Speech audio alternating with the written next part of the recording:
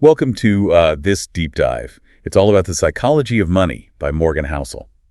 And before we get started, make sure to check out the episode description. We got some links there. One is for the study notes PDF of the book, and another link to the audiobook. Super helpful if you want to dive even deeper into this stuff with us.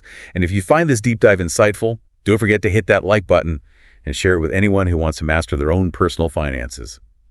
Now, let's dive into the heart of this book. And it all starts with a question that really made me pause. Do you want to be rich or wealthy? Yeah, that's how Housel sets the stage. It's brilliant because he argues there's a big difference. And it's not just about how much money you have, it's about your mindset habits, your whole relationship with money. Okay, so what's the difference? Because I think a lot of people use those words like they're the same thing. Right, exactly. But Housel really digs into those little differences. Rich can be temporary. Like it's often tied to how much money you make or what you show off to the world. You know what I mean? But wealthy is about something that lasts. It's about building things that give you choices and flexibility, even if you're not all flashy. That makes sense. It's like the difference between looking successful and actually having the freedom to make choices that line up with what you care about. Exactly. And that's where the psychology comes in. Because Housel argues that how we feel about money is often driven by our past experiences and emotions, more than just logic. That's where the idea of money stories comes in, right? He talks about how things like the 2007 recession can shape people's money decisions for years, even if those decisions aren't objectively the best. Right. And it's not just big economic events either. It could be something simple, like growing up watching your parents struggle with money or seeing a friend make a risky investment that pays off big time.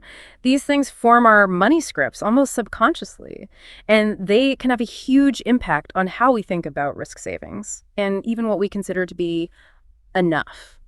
Actually, you know what? I'd love for our listeners to think about this. What are some of the early money lessons or experiences that have shaped your own financial outlook? Share those money stories in the comments. We'd love to hear them. I think that's a great question. Now, another point that really struck me was Housel's discussion of luck versus skill.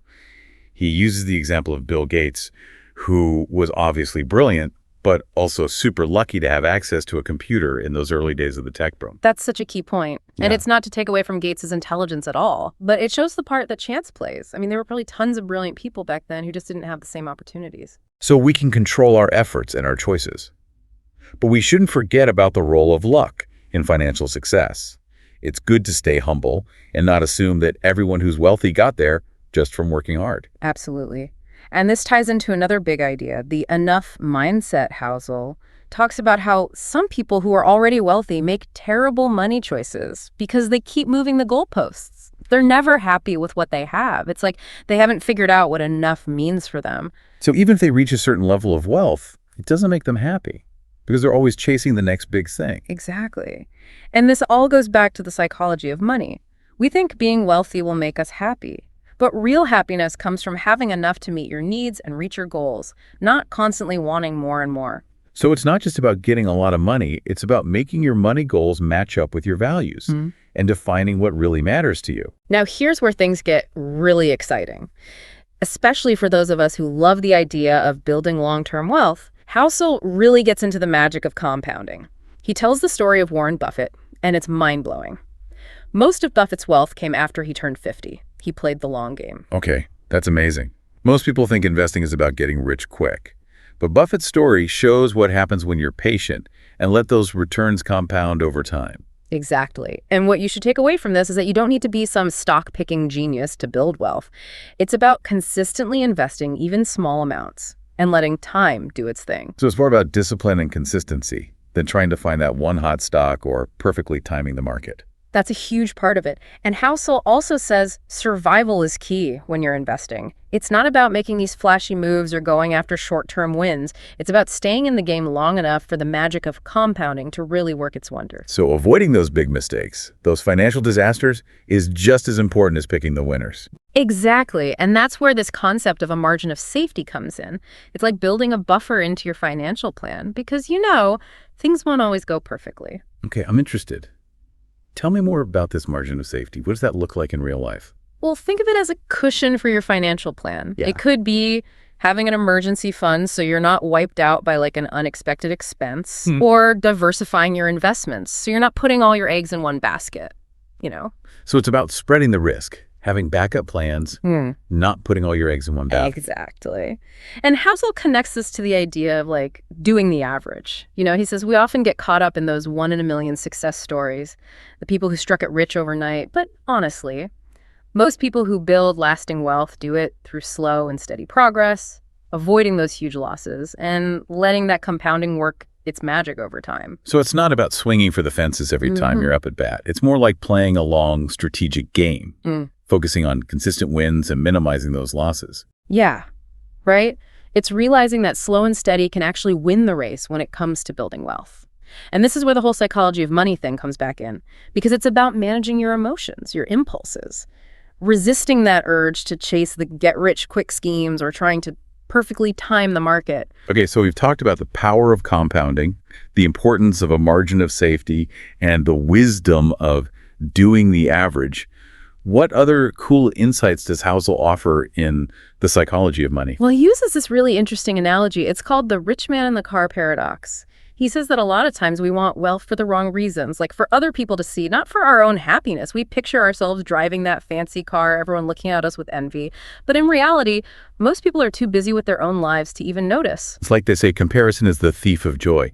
We get so focused on what other people are thinking that we forget what really matters to us. Exactly.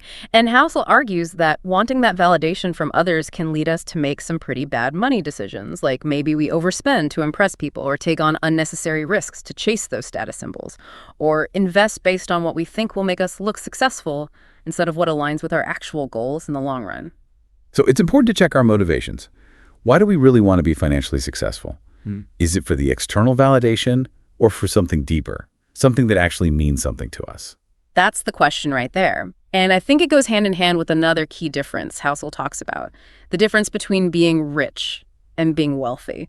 We touched on this earlier, but it's worth a second look. Okay, remind me. What's the difference again? Remember, being rich is often about having a big income, the fancy lifestyle, all the things that make you look successful. But being wealthy, it's about something more. It's about having things you've built up over time that give you options, flexibility, and freedom. It's not about the stuff you own, but the choices you have. Exactly. It's about having the ability to follow your passions, to support causes you believe in, to spend time with your loved ones, to create a life that's meaningful to you. So it's not about keeping up with the Joneses. It's about being financially secure enough to live life on your own terms. Exactly. It's about having choices. And here's the best part about this idea of wealth. It's possible for anyone, no matter how much money you make. You don't have to win the lottery or inherit a fortune. It's about making smart choices with your money and building that wealth over time. And that takes us back to your savings rate being the most important thing when you're building long-term wealth. It's not about how much you earn, but how much you save and invest consistently. That's it. Housel says your savings rate is like the foundation of your financial house. It's what helps you weather the storms, take advantage of opportunities, and build a solid future. So it's not about denying yourself or living super frugally.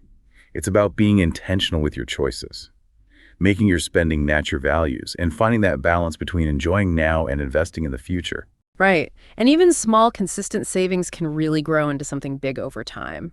That whole magic of compounding thing. We've been talking a lot about the long game of building wealth, but what about managing our money right now, day to day? Does Housel have any thoughts on that? He does. He says to be reasonable over rational with our finances, meaning we shouldn't try to be these perfect robots with our money. We're human. We have feelings. We make mistakes. And sometimes those irrational choices are what make us happier. So it's okay to spend money on a vacation or treat yourself to something nice, even if it doesn't perfectly fit into our budget spreadsheet. Exactly. It's all about balance. Being smart with your money, but also enjoying life. Housel argues that being too strict with your budget or denying yourself all the time can actually backfire and make you feel burnt out or resentful. So it's about finding a way to manage your money that feels sustainable and enjoyable, and that fits with what's important to you.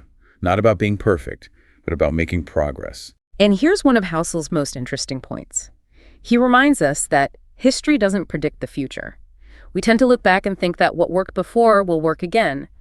But the world's always changing, and so is the financial world. So just because a certain investment did well for our parents or during the dot-com boom doesn't mean it's going to do well for us now. Exactly. The things that drive the market, the technologies that change industries, the big global events that affect the economy, it's all constantly evolving. So how do we make good financial decisions when everything's always changing? If we can't just rely on what happened in the past, what should we do? Housel suggests two things. First, accept that the future is full of surprises. Be ready for things to change, and don't get stuck in super rigid long-term plans that might not make sense as things evolve. So it's about being flexible, adaptable, Sure. and willing to adjust your plans as you go. Exactly. And the second thing is to plan for the unexpected. Remember that margin of safety idea we talked about? Right, having that cushion to help you deal with those financial surprises, the bumps in the road that are bound to happen. Exactly. And when it comes to planning for the future, Housel says it's better to be a little cautious. He suggests assuming that your investments won't do as well as they have in the past. That way you'll save more and be better prepared if things don't go as planned. So it's like a bit of financial pessimism to balance out the optimism. Be hopeful about the future, but also realistic about the challenges. I like that. And this connects to another idea from Housel. He calls it the illusion of the end. He basically says that the person we are in the future will probably have different goals and wants than who we are right now. So we shouldn't get too caught up in these strict long-term financial plans because they might not make sense for who we become later on. Right. Embrace that flexibility, know that you'll change, and be willing to adjust your plans as your life changes. This is something I'd love for listeners to think about. What are some of your financial goals or things you care about that have changed over time? What stayed the same? Share your thoughts in the comments. I'm really curious to hear what our listeners have to say about that. It's a good reminder that our financial journey is ongoing. It's not about reaching a specific destination. Absolutely. And as we're on that journey, it's important to remember that market volatility, it's just the price you pay for being a part of the long-term investing game. Housel calls volatility the fee for getting access to potential growth, which I think is a brilliant way to look at it. So instead of being afraid of the market going up and down, we should see it as a normal part of the process, like paying for a gym membership. You wouldn't expect to have a perfect body overnight, right? It takes time, effort, and consistency to see those results. Exactly. And just like with that gym membership, the rewards of investing often come over time, not immediately. By accepting that ups and downs are normal, we're less likely to panic and make bad decisions based on fear or getting greedy. It's about keeping your eyes on the prize, not getting thrown off by the day-to-day changes. Okay, so what else do we have on the list for today's deep dive? Well, one of the coolest ideas from Housel is about finding your financial tribe. It's about finding a group of people who have similar values and goals as you. People who can guide you and support you as you figure out your finances. So it's like finding financial mentors, people who can give you different perspectives and help you make decisions that feel good to you. Exactly. And it's not just about finding someone who's good with money. It's about connecting with people who get where you're coming from and what you want to achieve. People who can help you figure out what enough means for you and what kind of financial future you're really working towards. It makes me think about how we ask our friends and family for money advice sometimes. Yeah.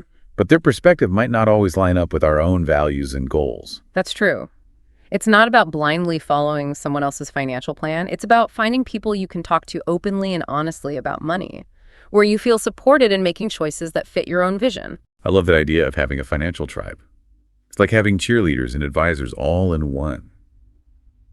Now, what about this idea of financial optimism? I know a lot of personal finance advice is about being careful, even a little pessimistic, when you're planning for the future. But Housel seems to have a different take on it. Yeah, he does. And it's not about being naive or ignoring potential problems. He says that true financial optimism is about being prepared for setbacks, for those bumps in the road we talked about, and then being pleasantly surprised when things actually go better than you thought they would. So it's not about assuming everything will be perfect, Yeah, but about having hope and being resilient, knowing you can handle whatever comes your way. exactly. It's about making financial decisions with a cautious kind of optimism, recognizing there will be ups and downs, but also believing in your ability to get through them and come out stronger. It's about finding that balance between being prepared for the worst and hoping for the best. And I think that goes well with one of the last things Housel talks about. It's called appealing fictions. What are those, and why should we watch out for them? Appealing fictions are those stories we tell ourselves, those things we believe, even if the facts don't really back them up. It's our tendency to stick with ideas that confirm our biases, even if those ideas aren't totally accurate. So it's about being aware of our own biases, how we tend to filter information based on what we already believe. Exactly. And that's super important when it comes to making decisions about money. We might get caught up in the excitement of a certain investment, for example, or believe a story that promises we'll get rich quick. even if there's not much proof to back it up. So how do we avoid falling for these appealing fictions? It comes down to thinking critically. Question your assumptions, challenge your own beliefs, and get different perspectives. Don't be afraid to really dig deep, to look beyond the surface, and make your money decisions based on solid evidence, not just wishful thinking. It's about being informed, being picky, and being willing to think for ourselves. Yeah. Well, I think we've covered just about everything in the psychology of money. This deep dive has really opened my eyes. What about you? Totally agree. Housel's book gives us a whole new way to think about how our minds work with money. It's not just about the numbers and spreadsheets. It's about understanding our own psychology, our biases, and how we really feel deep down about wealth and success. It's about realizing that money is a tool. And just like any tool, you can use it the right way or the wrong way. The key is to have a healthy relationship with money, one that matches our values and helps us live a more fulfilling life. Couldn't have put it better myself. And if you're listening, I really encourage you to grab a copy of The Psychology of Money and explore these ideas for yourself. It might change the way you think about money forever. And like always, don't forget to check out the episode description. We've got those links for the study notes, PDF, and the audiobook. They'll be super helpful as you keep learning about these ideas. And please share this episode with anyone you think could benefit from Housel's insights. We could all use a little help figuring out the world of personal finance. Thanks for joining us on this deep dive into the psychology of money. Until next time, keep learning, keep growing, and keep making those smart financial choices